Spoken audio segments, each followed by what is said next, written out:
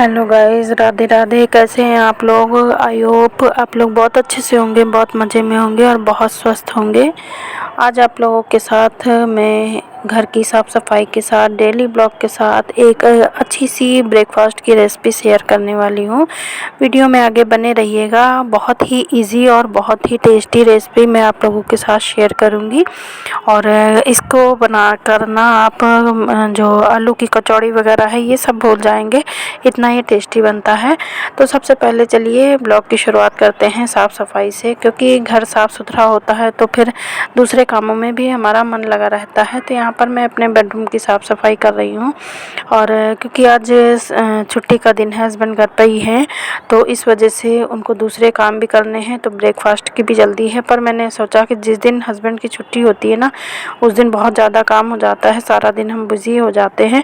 तो इस वजह से मेरा मानना है कि पहले मैं साफ़ सफाई कर दूँ जल्दी से, क्योंकि इन लोगों का कोई भरोसा नहीं है। ये लोग तो बस अपना नहाया धोया, नाश्ता पानी किया और फिर कह दें कि अब थोड़ी देर हम रेस्ट कर रहे हैं, आराम कर रहे हैं, हमको डिस्टर्ब मत करना, और हम अपने काम में लगे रहेंगे तो फिर पूरा रूम ना गंदा पड़ा रहेगा। उससे अच्छा है कि पहले अच्छे से बेडरूम की क्लीन खासकर बेडरूम साफ़ कर दूँ, और फिर जब सफाई करने लगूँ ना तो फिर ये लगता है कि चलो अच्छा पूरा घर ही साफ़ कर दूँ। और थोड़ा सा आलस हम लोगों को भी आ जाता है कि जब हस्बैंड छुट्टी पे रहते हैं तो उतनी ज़्यादा जल्दी नहीं रहती है, पर अचानक जिस दिन बीच में ऑफ हो जाता है ना, तो उस दिन बहुत बड़ी समस्या है कि ये भी हो जाती है कि उनका ऑफिस का तो ऑफ हो जाता है, बट ये है कि घर में बहुत सारे काम बढ़ जाते हैं। तो जितना उनके काम बढ़ते हैं तो उनके पीछे हमको भी लगना पड़ता है, तो इस वजह से हमारे काम भी काफ़ी बढ़ जाते हैं। तो यहाँ पर आप देख सकते हैं कि साफ़ सफाई कर रही हूँ, और जीने वगैरह की भी, सीढ़ियों की भी साफ़ सफाई कर रही हूँ, क्योंकि ऊपर वाला जीने में ना प्लास्टर नहीं है, तो उसमें मतलब बहुत ज़्यादा थोड़ा सा खुरखुरा सा हो जाता है, तो सीमेंट वगैरह छूटने लगती है। तो वैसे मतलब जो चिकनी चीज़ें होती हैं वहाँ तो रोज़ सफाई करनी पड़ती है, पर इसमें एक अच्छाई है कि हमें रोज़ रोज़ झाड़ू नहीं मारनी पड़ती है। 3-4 दिन में अगर झाड़ू लगा लो ना तो भी साफ़ सुथरा बना रहता है, क्योंकि ईंटें हैं तो उसमें कुछ भी थोड़ा बहुत जो धूल मिट्टी होती है वो भर जाती है, पर वो गंदा नहीं समझ में आता है। और जब ये सब साफ़ सफाई कर रही थी ना तो फिर मैं बेडरूम की भी सफाई करने के लिए आ गई, क्योंकि देखिए जीने से जितना भी हमने कचरा निकाला है वो सब बेडरूम के ड्राइंग रूम के सामने इकट्ठा हो जाता है, झाड़ के वहीं पर उतारा जाता है। और ये पोर्शन मैं आपको दिखा रही थी कि इस तरह मतलब इस वाली दीवार के जो दूसरी साइड है उधर पड़ोसियों का बाथरूम है, और मतलब पता नहीं क्या है कि इस पोर्शन में ना हमारे यहाँ बहुत सीलन है, ऊपर और नीचे दोनों पोर्शन में इस तरफ ना बहुत सारी सीलन आ जाती है। और पूरे घर की देखिए जीने उन्ने की सारी जो पुताई थी वो सब एक साथ पेंट कराया गया था, बट ये है कि जीने में उस साइड की जहाँ सीलन आती है वहाँ की जो पेंट होता है ना वो फूल के निकलने लगता है, तो उससे दीवार तो ख़राब लगती ही है, साथ ही साथ ना क्या बताऊँ कि बेटे ने कूड़ा किस भी तरह बहुत कमरा होता है। फैला रखा है पूरे रूम का। कल रात में पार्टी थी उनके यहाँ कॉलेज में, तो देखिए रूम किस तरह फैला है। सबसे पहले तो उठाना रखना करो, शूज़ वगैरह देखो कितना रूम फैला हुआ है। और यहाँ पर आप लोगों ने देखा कि कितना ज़्यादा बेटे ने रूम फैला रखा है। वैसे डेली इतना नहीं फैलाता है, पर कल रात में उनके कॉलेज में पार्टी थी, तो पार्टी ना मतलब शाम को 5 बजे से लेके 12 बजे रात तक की थी, कॉलेज की तरफ से थी फ्रेशर पार्टी। तो उसी में ये गया था, तो फिर जब ये लोग 11 बजे तक वापस आ गए थे तो फिर आके मतलब जो जैसे भी कपड़े उतारे हैं तो सब वहीं अपने ही रूम में सब फैला दिए थे, तो इसी वजह से रूम और ज़्यादा फैला हुआ लग रहा है। नए शूज़ निकले थे और ड्रेसें वगैरह नई, और जब मतलब आजकल तो सभी क्या जेंट्स क्या लेडीज़ सभी का ये है कि ये पहन के देखा, अगर अच्छा नहीं लगा तो इसको हटाओ, दूसरा लाओ, दूसरा हटाओ, तीसरा लाओ। तो जैसे हम लोग साड़ियाँ चूज़ करते हैं, सूट को चूज़ करते हैं, वैसे ही ये लोग ना मतलब शर्टें चूज़ करते हैं कि कौन सी शर्ट पर क्या जैकेट अच्छा लगेगा, ब्लेज़र अच्छा लगेगा। तो इसी तरह ना काफ़ी सारे कपड़े फैल गए थे, तो कुछ तो मैं जब इसको निकाल के दे रही थी तभी मैंने रात में रख दिए थे, और कुछ मतलब ऐसे पड़े हुए थे। और पहले ये था कि जो चाचा का लड़का है इसके मतलब देरानी का बेटा, वो भी जाने को तैयार था, पर बाद में ये हुआ कि नहीं, मतलब तुम नहीं जाओगे। मैंने ही मना कर दिया था कि रात है और फिर मतलब हाईवे से आना जाना होता है तो तुम नहीं जाओगे, मतलब दिन की पार्टी होती तो चल जाता। तो इसी वजह से मतलब और ज़्यादा लेट हो गया था और चीज़ सामान काफ़ी फैल गई थी। अगर वो भी तैयार होके जाता ना तो फिर उसको भी बड़ी माँ ये कैसा लगेगा वो कैसा लगेगा, तो मतलब उनका भी हमको सब सेटिंग दोनों भाइयों की देखनी पड़ती है, तो इस वजह से और चीज़ें फैल जाती हैं। और अब मैं अच्छे से इसके कपड़े सारे फ़ोल्ड करके रख दूँगी। जो धुलने वाले होंगे वो धुल के रख दूँगी, नहीं तो फिर वो खुद ही धुल लेगा। मतलब कहते हैं कि नए कपड़े आप मत धुला करो। मैं आराम से, आप बहुत सारे कपड़ों के साथ धुल देती हो तो फिर मेरे कपड़े ख़राब ना हो जाए। मैं अपने कपड़े खुद आराम से धुल लूँगा। तो ये है कि बच्चे बड़े होने लगते हैं तो थोड़ा सा काम का बोझ कम हो जाता है, पर बच्चे तो बच्चे होते हैं ना, उनके साथ तो लगना ही पड़ता है। अगर वो धो के रख देंगे तो उठाना है, फिर प्रेस करना है, फिर उन्हें जहाँ से उठाया है ऑर्गेनाइज़ करना है, तो मतलब हम लोगों के लिए बहुत सारे काम हो जाते हैं। तो यहाँ पर देखिए धीरे धीरे जब सारी चीज़ें मैंने उठा दी हैं तो बस अब रूम को ऑर्गेनाइज़ कर दिया है और बस साफ़ सफाई मतलब झाड़ू पोछा रह गया है। तो अब देखिए झाड़ू लगा के पोछा लगा दूँगी और फिर साफ़ सुथरा रूम कितना अच्छा लगेगा बाद में आपको इसका लुक दिखाऊँगी। पहले मैंने आपको फैला हुआ लुक दिखाया है और फिर इसके बाद जबकि ज़्यादा चीज़ें नहीं हटाती हूँ, जैसे कि इसका जो ब्लैंकेट है वो यहीं रखा रहते हैं। अब मेरा ये बेडरूम, स्टडी रूम और ड्राइंग रूम सभी कुछ है, आप जो चाहे वो समझ लीजिए इसको, क्योंकि बेटा पढ़ाई भी यहीं करता है और लेटता भी यहीं है।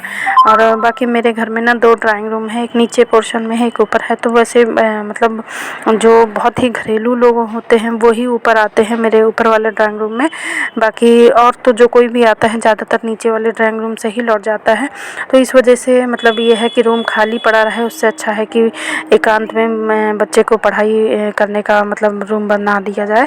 और आगे का फ्रंट का रूम होने की वजह से हवा और रोशनी की भी अच्छी व्यवस्था है इसमें, तो इस वजह से ना इसको मतलब पूरा मतलब आप कुछ भी कह सकें, ये तीनों रूम का काम करता है। और यहाँ पर जो शोकेस आप देख रहे हैं इसमें इसकी बुक्स वगैरह रखी रहती हैं।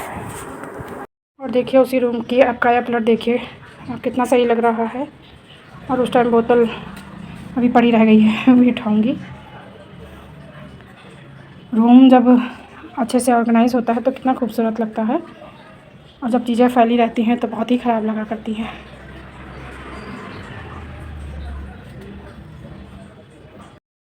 अब देखिए ड्राइंग रूम तो मैंने साफ़ कर दिया है। उसके बाद गैलरी में जो जीने से मैं कूड़ा लेकर आई थी वो था, और जो रूम से निकला था वो सब था। तो यहाँ पर देखिए कूड़ा बहुत सारा लगा है, यहीं पर उठा लूँगी और इसके बाद गैलरी साफ़ कर दूँगी। फिर चलती हूँ आप लोगों के साथ रेसिपी शेयर करने। तो आप फिर साफ़ सफाई करने के बाद मैं आ गई हूँ किचन में।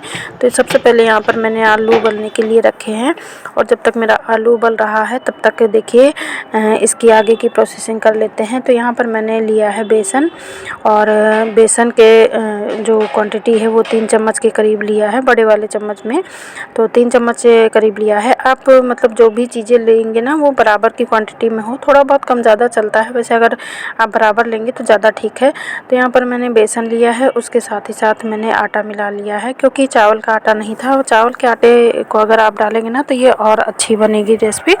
तो यहाँ पर मेरे पास चावल का आटा नहीं था तो मैंने आटे को मतलब गेहूं के आटे को इसमें मिलाया है, और साथ ही साथ इसमें करीब 2 चम्मच मैंने जो रवा होता है, सूजी होती है, वो मिला दी है। तो यहाँ पर मेरे पास रोस्टेड थी तो मैंने रोस्टेड सूजी ही डाली है, आप सिंपल वाली भी डाल सकते हैं।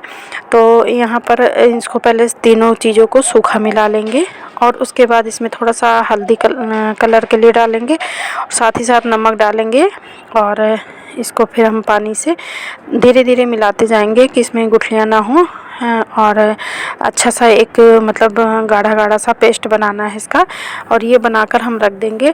साथ ही साथ हम इसमें ना ये देखिए अच्छे से इसको मिला लेंगे, और इसमें हम इसमें 2 से 3 चम्मच हम दही भी डालेंगे।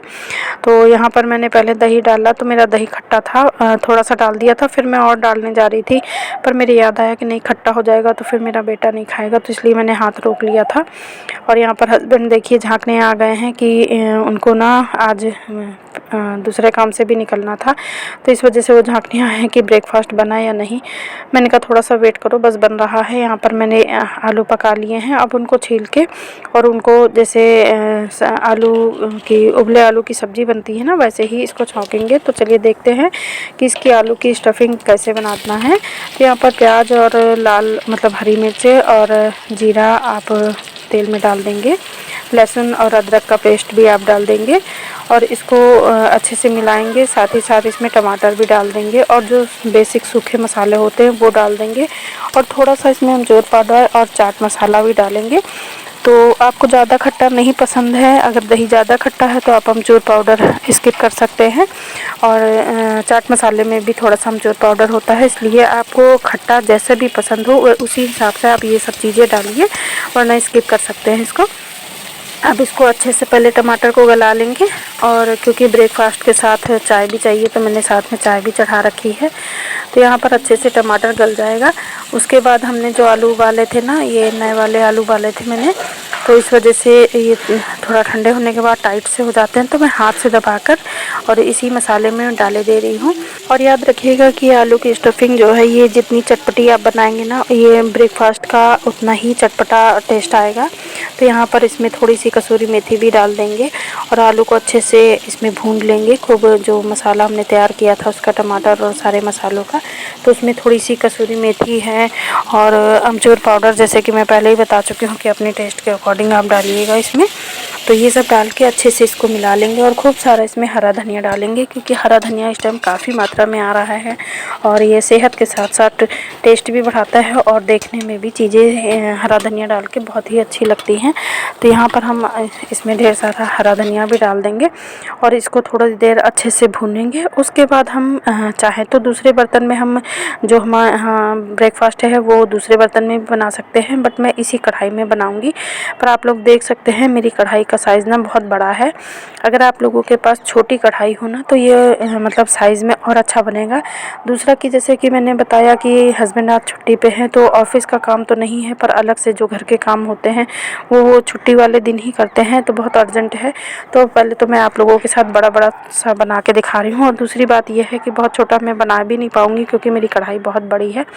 तो यहाँ पर उसी गरम कढ़ाई में सब निकाल लिया है और देखिए किनारे पर टमाटर चिपका रह गया है, पर कोई बात नहीं। 1 चम्मच तेल डालेंगे। उसके बाद जो हमने जो घोल बनाया था आटे, बेसन और सूजी का, तो उसको हम 1 चमचा डालेंगे इसमें। तो जैसे ही हम कढ़ाई में डालेंगे ना, ये कटोरी जैसी शेप में खुद ही आ जाता है। तो इस ब्रेकफास्ट को आप किसी भी और चीज़ में भी, पैन में या तवे में, किसी और में भी बना सकते हैं, पर मैं कढ़ाई में ही बना रही हूँ।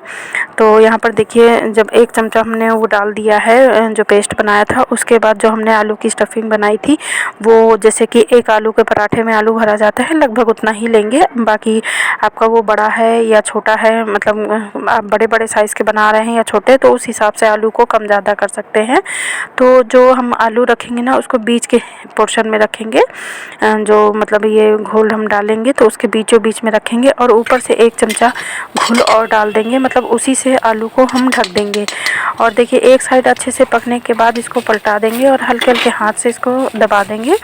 तो ये एक साइड कितना सुंदर पक गया है, कितना अच्छा कलर आ गया है। और इसको थोड़ा सा ना ढक देंगे जब भी आप बनाएंगे। पहली साइड जब हम इस तरह के जो स्टफिंग रखेंगे तो उसके बाद जब हम ऊपर से घोल लगाएंगे तो ढकना ज़रूरी है थोड़ी देर, मतलब 2-4 सेकंड के लिए अगर आप ढक देंगे ना तो ये अच्छे से पक जाएगा। वैसे पकता बहुत अच्छे से है, बस ये है कि फ्लेम का आपको ध्यान रखना है, हाई फ्लेम नहीं करनी है, स्लो फ्लेम पे ही इसको पकाना है। और जो हमने ये ऊपर से ढक दिया है, इसके ऊपर हम हरा धनिया और थोड़ा सा चिली फ्लेक्स डाल देंगे। इससे देखने में ये और खूबसूरत हो जाएगा, बाकी टेस्ट तो बढ़ ही जाता है। और देखिए देखने में कितना सुंदर लग रहा है। तो यहाँ पर एक तरफ जब ढक के हम पकाएंगे ना, देखिए ऐसे नहीं निकल रहा है, पर जब हम ढक के पका देते हैं ना, मतलब 2 ही 3 सेकंड हम ढकेंगे तो ये अच्छे से मतलब नीचे की जगह छोड़ने लगता है, बहुत आराम से ये पलट जाता है। बस ये ध्यान रखना है कि ऊपर का पोर्शन हमारा थोड़ा सा टाइट हो जाए। बाकी जैसे मैं 1 चम्मच ऊपर से तेल लगा रही हूँ, तो आपको ये लगाने की भी ज़रूरत नहीं, इतना ऑयल उसमें वैसे ही रहता है। जैसे कि हम चिल्ले बनाते हैं ना, तो एक साइड तेल लगा दो, दूसरी साइड ना लगाओ तो भी काम चल जाता है। तो अगर आपको तेल लगाना है, अच्छा खासा तेल खाना चाहते हैं तो ठीक है। वैसे ये बहुत ज़्यादा कम तेल में बनता है, बहुत ही कम तेल लगता है। और ये देखिए बड़े बड़े साइज़ का मैंने बनाया है, आप लोग जैसे चाहें वैसे साइज़ में बना लें। अभी आप लोगों के साथ शेयर करूँगी कि इसको तवे पे कैसे बना सकते हैं। तो देखिए एक साइड मैंने तवे पे बनाया है और एक साइड कढ़ाई में बनाया है, पर उससे पहले जो बन गया है थोड़ा सा मतलब उसकी भाप निकल गई है, बाकी अभी गर्म तो बहुत है। तो इसको मैं टुकड़े करके दिखाती हूँ। इसके हम 4 टुकड़े करके हम चटनी से, चाय से, जैसे चाहे वैसे खा सकते हैं। और यकीन मानिए काफ़ी टेस्टी लगता है ये। तो आप जो कचौड़ी में ढेर सारा तेल लगाते हैं और उसको बनाते हैं, तो उससे ये चीज़ बना के देखिए, तो कम से कम तेल में भी बन जाएगा और मतलब टेस्ट में भी बहुत अच्छा है।